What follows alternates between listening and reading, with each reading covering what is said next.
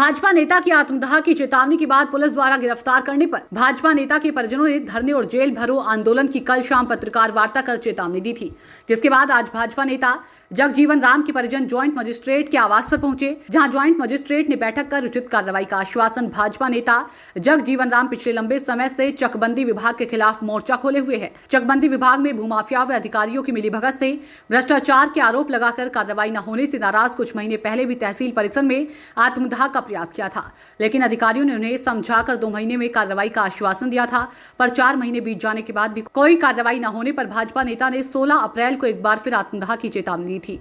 इसके बाद पुलिस ने उन्हें कल उनके आवास से हिरासत में लेकर जेल भेज दिया था।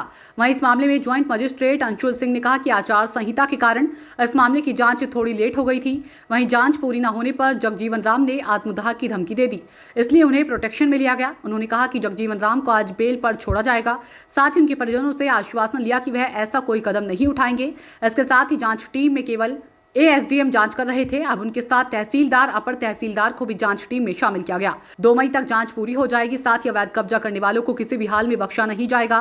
वहीं ज्वाइंट मजिस्ट्रेट के आश्वासन के बाद भाजपा नेता के परिजनों व जेल से रिहा हुए भाजपा नेता जगजीवन राम ने कहा कि अगर 2 मई तक कोई ठोस कार्रवाई नहीं की गई तो आने वाले समय में बड़ा आंदोलन किया जाएगा। आश्वासन इन्होंने जो हमें दिया है, एक तो मंडे को इन्होंने कहा कि 11 बजे हमारी मीटिंग है, जिसमें सारे पेपर इन्होंने मांगे हैं वो हम दाखिल करेंगे उसमें।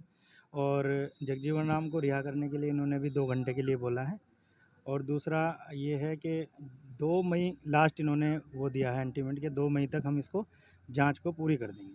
अगला किस स्टेप रहेगा आप लोगों का? अगला देखते हैं, अगर कार्रवाई नहीं होती है तो फिर उसके लिए हम बाध्य नहीं हैं, जो भी हमारे जगजीवन राम जी आदेश करेंगे। 2 मई तक लास्ट तारीख। 2 मई के जांच। हाँ, आपने प्लान की भी धमकी दी थी, तो अभी क्या बिल्कुल। हुआ? अगर कार्रवाई नहीं होती है तो कुछ ना कुछ तो सोचना पड़ेगा ही सर, क्योंकि जिस तरीके से कल जो व्यवहार किया गया है उनके साथ वो बिल्कुल ही गलत है और दुखनीय है। अभी आश्वासन से अभी संतुष्ट हैं, क्योंकि अभी जो उन्होंने दिया है लिखित में भी हमें ऑर्डर दे दिया है, और देखते हैं इसमें क्या आगे की कार्रवाई होती है। देखिए, मेरा जो चकबंदी से संबंधित भ्रष्टाचार को लेकर एक आंदोलन चल रहा है, जिसमें गरीब लोगों की संपत्तियों को हड़पने का काम चकबंदी अधिकारी कर्मचारीगणों द्वारा किया गया है, उसको लेकर मेरी लड़ाई है। मैं चाहता हूं कि जो गरीब लोगों की संपत्तियां हड़प की गई हैं उनको वापस मिले और उनको न्याय मिले।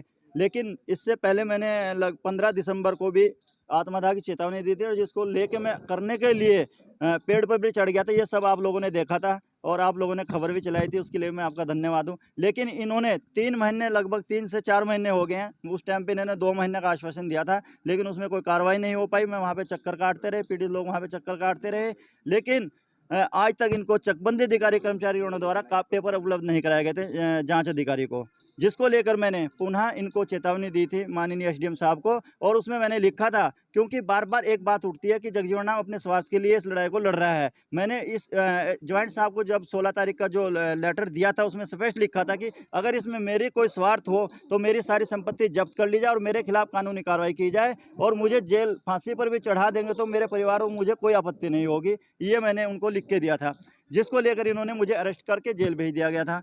और जेल में भी जेल का जो प्रशासन, उनके द्वारा भी मुझे बहुत अच्छा कोऑपरेट किया गया।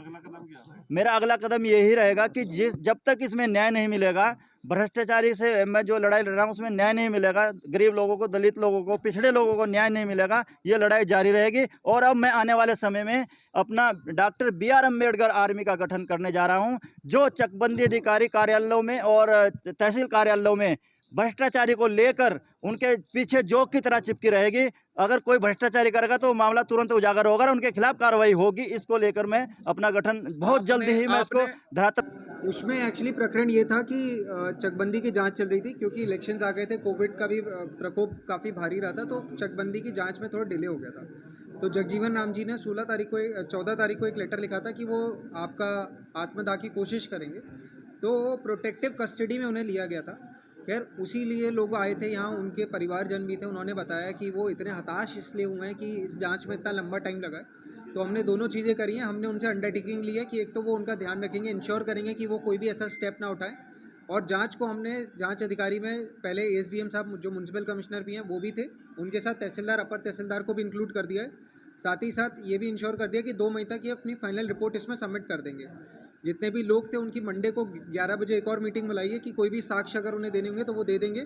चकबंदी अधिकारी के लिए ऑर्डर रहेगा कि वो शाम को उन साक्ष्य को वेरीफाई करे कि ये उनके ओरिजिनल डॉक्यूमेंट्स हैं कि नहीं है। बाकी इस लड़ाई में हम लोग साथी में हैं। यदि किसी भी तरीके का अन्याय हुआ है या किसी भी तरीके से इन लोगों की ज़मीन हड़पी गई है या कहीं चक अलग लगाए गए हैं, गलत लगाए हैं, वो जांच में जो भी निकल पे आएगा उसमें सख्त से सख्त कार्रवाई करेंगे।